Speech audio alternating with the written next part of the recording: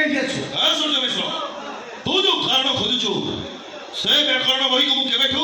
OLXରେ ବିକି ସାରିଛି। ମୁଁ ପଚାରୁଛୁ ତ ଠିକାଇ ଦିଅଛୁ ଚୁପ୍ କାହିଁକି ଉତ୍ତର ଦିଅ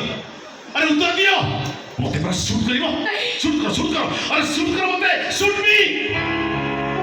କାହିଁକି ଚୁପ୍ ଠିଆ ହେଇଛ ମୁଁ ଜାଣିବାକୁ ଚାହୁଁଛି କୁଖ୍ୟାତ ଡେକ୍ସଟର ହାଇଦର ଗୁଣ୍ଡା ହଠାତ୍ ମେଣ୍ଟା ହେଇଗଲା ତମେ ଚୁପ୍ ରୁହ ସେ ଗୋଟେ କଥା ଏତେ ବଡ଼ ଗୁଣ୍ଡା ମେଣ୍ଟା ହବାର କାରଣଟା କଣ এই সেখানে জমা যে গুন্ডা সহ ব্যবহার করনা করছে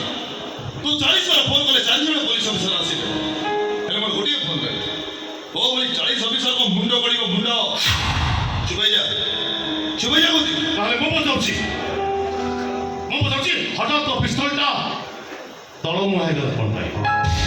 ମୋ ସ୍ତ୍ରୀର କେଇ ପଦ କଥାରେ ତୋ ଡାଇଲଗର BGM ଚେଞ୍ଜ ହେଇଗଲା କ'ଣ ପାଇଁ କହ ହାଇଦର କହ হায়দর জানিছি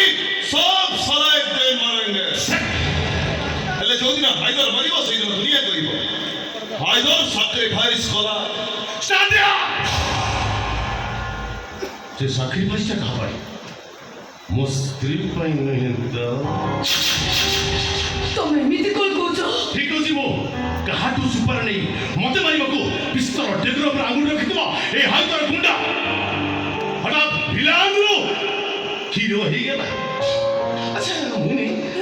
ତମେ କଣ ଇଏ ହାଇଦରକୁ ଆଗରୁ ଜାଣିଥିଲ କି ନାଇଁ ମାନେ ମୁଁ ମାନେ ସେ କହୁଛି ଶୁଣନ୍ତୁ ଆଜ୍ଞା ସେଇଟା ଗୋଟେ ବାଜ୍ୟ ପିଲା ତମେ ରୁହ ତମେ ଧର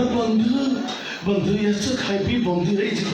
ଓକେ ରିଲାକ୍ସ ହଁ ମୁନି କୋ